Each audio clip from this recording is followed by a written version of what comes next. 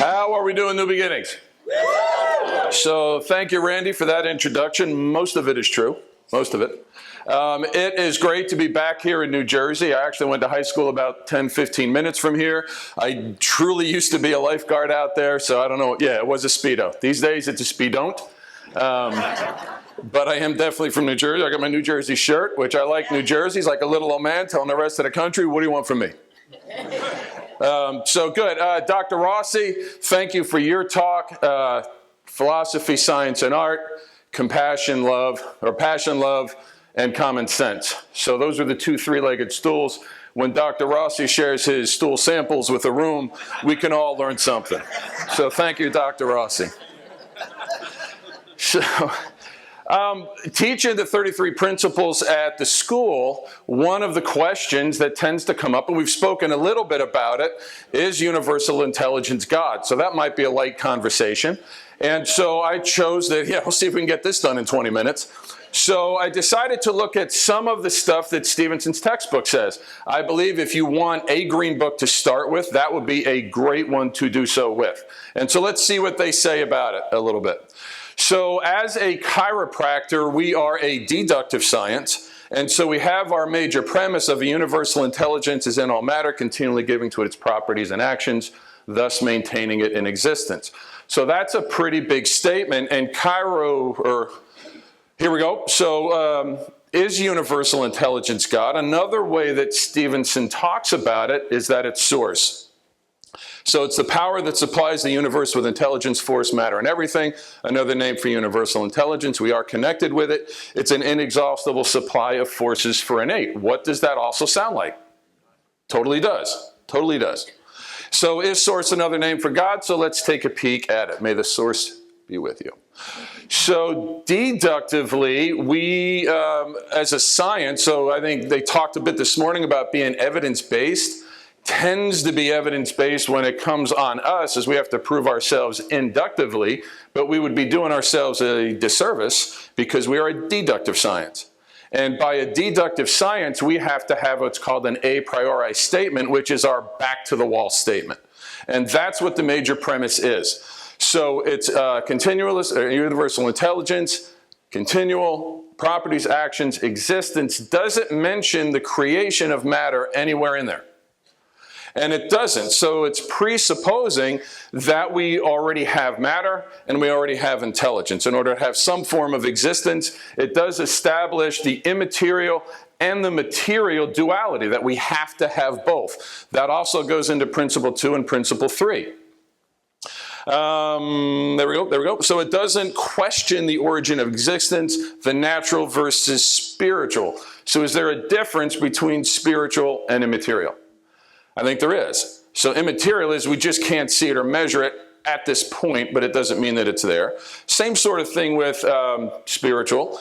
That being said, Dr. Sinagra talked about the Krebs cycle, right? And how many people got a headache when they saw that thing get back up there, right? We remember that, but as we go back and look, when was the Krebs cycle discovered?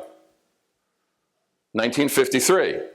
Was there a Krebs cycle before 1953? It was still there. So I would argue universal intelligence is still there. We just haven't figured out how to measure it yet.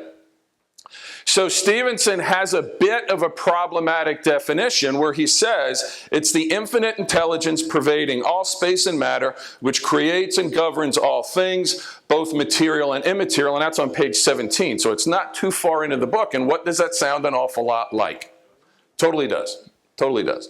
So two difficult definitions. So it's infinite intelligence to define intelligence, so it has no end. And if it creates all things, both material and immaterial, it would have to therefore create itself. And so that's kind of wacky to me. A little bit. Here we go. Further on, he says it's always existed. It's older than the universe. It created everything, never made a mistake. It was always right. Being right is always good. What does that sound like?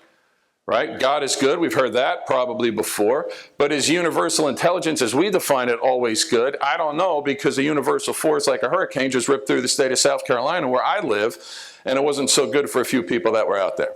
It wasn't so good for a few people in the state of Florida recently either. So natural disasters are kind of easy things. Are those good things? And you can make the argument with the cycle of life. I get it. But for us, other animals, maybe not so much. So the source of energy which performs all foregoing miracles. What's a miracle? Right? Something we can't defy or explain. I would argue when we see the amazing things happen chiropractically, there's a reason for it, and we know what it is. It's innate intelligence being expressed without interruption. So infinite, therefore, cannot be fully described nor defined. That's a little further on in Article 100. So he also says, in the beginning it created matter. Is there another book out there that starts in the beginning? You may have heard of it. There's a few copies in print. So he says the physical properties it gives are force, it's omnipotent, and it fills all space, time, and distance. So what does that sound an awful lot like? And it does. That's a little further on page 236. So he does deduce it. So it occupies all space and distance. This is what he actually says. It's existed always, older, wiser, greater, stronger, and better than anything in the universe. It created everything. It must have been first and infinitely superior in order to do it. It must have been and is very intelligent to do it. Having these virtues, it must have never made a mistake and therefore is always right. Being always right is always good. Being infinitely good is God. So he totally comes out and says it. Fair enough. So here are some attributes of God, and let's see if they do match up also with how universal intelligence works. So what's omniscient? All-knowing. Can that be God? Can that maybe be universal intelligence? Universal intelligence has an idea what's going on, because when something happens, it says, I'm going to do this. How about omnipotent? Right? How all-powerful, so certainly God's that. And universal intelligence, who's going to win, you or nature? Nature, usually. How about omnipresent? Right? So it's everywhere. So I think we would just, major premise says that. How about immutable? All right, we're not going to shut it off or dampen it, either way. So same thing with God. Here's where it gets a little bit tricky. Is universal intelligence holy? Is it something that's been consecrated to God, or is it universal intelligence, something that's given to us, maybe by God? That's a different conversation. So I don't think maybe that it's holy, because when I go to church, I don't pray to universal intelligence. For me, I pray to God. How about righteous? Is universal intelligence righteous? I mean, if we jump off this building, gravity's a universal force, we're nice people. Right? What are the odds that we're just going to land on the ground versus go splat? So how about sovereign, right? Is it a ruler? And again, I don't pay my taxes to universal intelligence, that's for sure, right? As we look around what we do pay our taxes to. How about love, a deep affection? So would we say then the universal intelligence showed a deep affection when its forces ripped through Florida and South Carolina in the way of a hurricane? So it doesn't make as much sense to me. Did it show mercy? You might argue, well, the hurricane stopped. Fair enough. But while it was going on, it just did its thing. It just did its thing. I do like the fact, God certainly has a Trinity, Father, Son, and Holy Ghost, and we've got a little bit of a Trinity ourselves in intelligence, force, and matter. So while I see that universal intelligence can be close to God, I don't actually think it is. There we go. Going back. So he does contradict his own argument a little bit. Who knows what the definition of chiropractic is in the Green Book, in chiropractic textbook? Might that be an issue in the profession of chiropractic? So it's a philosophy, science, and art of things natural, a system of adjusting the segments of the spinal column by hand only for the correction of the cause of dis-ease, with a hyphen. And so here he says chiropractic is a philosophy, science, and art of things natural. So do we study and talk about universal intelligence in chiropractic? We do, so by definition, it would have to be something that's natural, may still be natural immaterial, right? But what's God? Is God natural or is God supernatural? And so that's where I have that God would be above that type of a thing. So there we go. So things natural, oftentimes people will think, well, as long as it's natural, then that's what they were talking about. So maybe I add certain natural things to practice, but that's not really what BJ and everybody was saying back then. And I think we'll get to that in a little bit. So natural versus not natural. Culturally, we have natural versus artificial. So we have natural being unaltered by human manipulation, and artificial being a product of it. So it wouldn't necessarily fit in those avenues. Natural versus supernatural. Natural is explainable within the current scientific paradigm. Supernatural is inexplicable in the current scientific paradigm. You may still argue that we haven't figured out how to measure that mental impulse yet, so that would be nice. So we haven't quite figured it out. But then philosophic is where I think it comes in. So natural is part of the universe per se, as it exists in and of itself. Metanatural is going to be, it's apart from the universe per se. So that doesn't mean it can't come into the universe like God. Can God intervene in our lives? If you choose to believe that, I believe absolutely so. But I look at the universe as kind of the fishbowl that God created. Universal intelligence is the rules of existence for that fishbowl to exist. And then God could come in and replace the little diver man with a castle or whatever he wants to do in the fishbowl, should he choose to do so. So then the problem is universal intelligence natural or supernatural? It's the assumption of a universal consciousness tends to be misinterpreted as a spiritual assumption. So that's where I don't think universal as immaterial is universal as spirit is the same thing. Immaterial, it can't be measured, assessed, validated scientifically. I will go along with that. But I definitely think it's an organizing principle, but it's soon to be the same thing as the creator. There's the creator, and then there's maybe the organizer. And I think that's what universal intelligence is it's that the organizer putting things together while we're moving towards this state of entropy, which we're pretty much moving towards. We talked about infinite, perfect intelligence assumed to be beyond the capacity of the natural world. I think universal intelligence is the natural world. And the issue comes down to, well, what did they said in the book, so we have to believe it.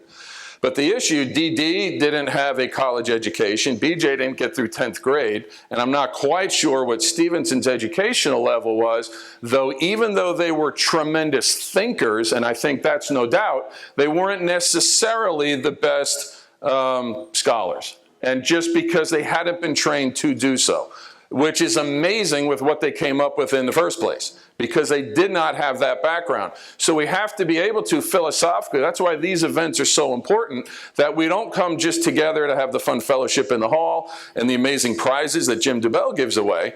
What we want to do is ask questions of each other and see where we can come down to and find out about this thing called chiropractic and what our philosophy is. Just because something was written in 1927 doesn't mean we can't develop it. And I think we ought to be able to. So Stevenson's text, he does contradict himself. Again, the student should not make the mistake of believing that chiropractic philosophy is a sort of psychology, telepathy, occultism, or the classic philosophy of Socrates and Plato. It is not theology. So if chiropractic philosophy is not theology, how can universal intelligence be God? That would be my argument. Thank you, Ralph. So BJ, well, let's hear what he thinks. So sometimes did BJ use words we found or sentences and phrasing and how he wrote a little bit confusing? Yeah, pretty much every time he wrote something down. So the good news about that is that should drive us to read it and try to figure out what he was actually trying to say. I'm one of those people, you may notice this right now, that I say a whole lot of things to figure out the one thing I really want to say. So I think BJ was a little that way. So here's what he says about things natural in the definition of chiropractic. The words things natural are designedly used to exclude and eliminate any intervention of a supernatural or divine character. In other words, to exclude miracles in the strict sense of the word, to distinguish chiropractic from religion or any healing of a miraculous kind. So his point was the things that we do, we can validate scientifically about why, that's why we have to know our physiology. As Dr. Kamarick said yesterday, we have to know the neurology, because then we can explain this is exactly what's going on. He wrote that in Up From the Bottom Below. Do you know when he wrote that book? 1958. He waited 30 years till he cleared the air. So it would have been kind of nice to have that more than a few years ago. So thanks, BJ, for that. You were a little slow in the update. So I started thinking, well, then what about this universal intelligence? Because do we get challenged that we're a pseudo-religion? Right? And the classic thought is, if you're scientific, you really can't think about God, in this case. But do the scientists think there may be a universal intelligence? And let's see what some of them have to say. So Max Planck, he was around, he's kind of big, Nobel Prize discovery for energy quanta in 1918. From what I understand, that Nobel Prize is a pretty big deal. So, way to go, Max. So he's a quantum theory guy, and here's what he says. All matter originates and exists only by the virtue of a force. We must assume that behind that force is the existence of a conscious and intelligent mind. The mind is the matrix of all matter. To me, that sounds like universal intelligence. Sweet. Then the next guy, everybody heard of Schrodinger? The guy with the cat. Also kind of a big deal. He was a physicist. He developed more wave mechanics and quantum theory. Also won the Nobel Prize, took Max Planck's job. So took him over when Max decided to retire or die, however it worked out. He was also a big-time atheist. So he was not remotely a God guy. So let's see what he had to say.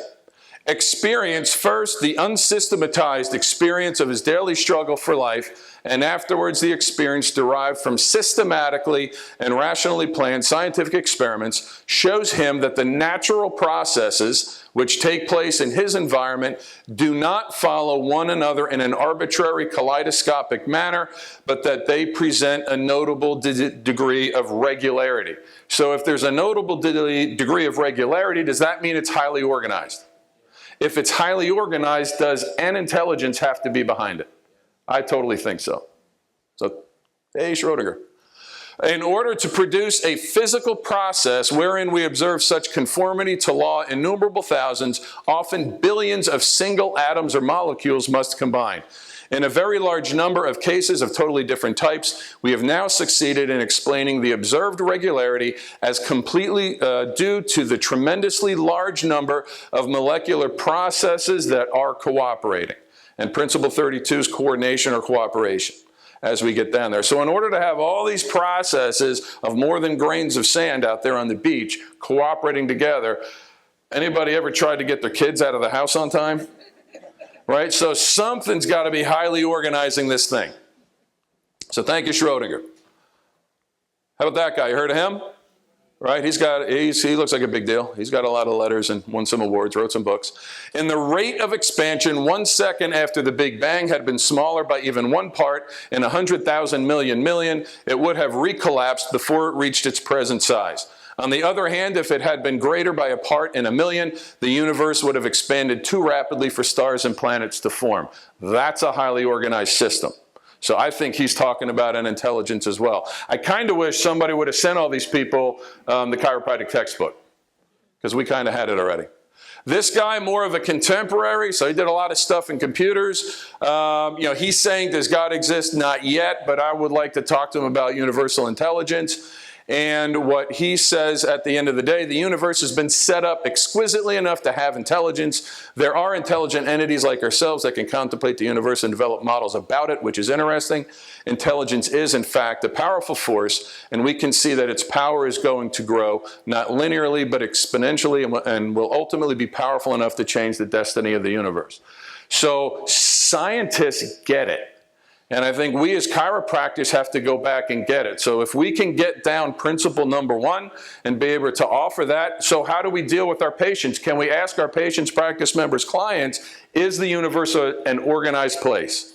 And they may say yes or they may say no, depending on where they come from, but we can start there. Eventually, I think we can prove, just by looking around, that the universe is organized. And they'll say, okay, so if the universe is organized, are you, Mr. and Mrs. Patient, supposed to be organized as well?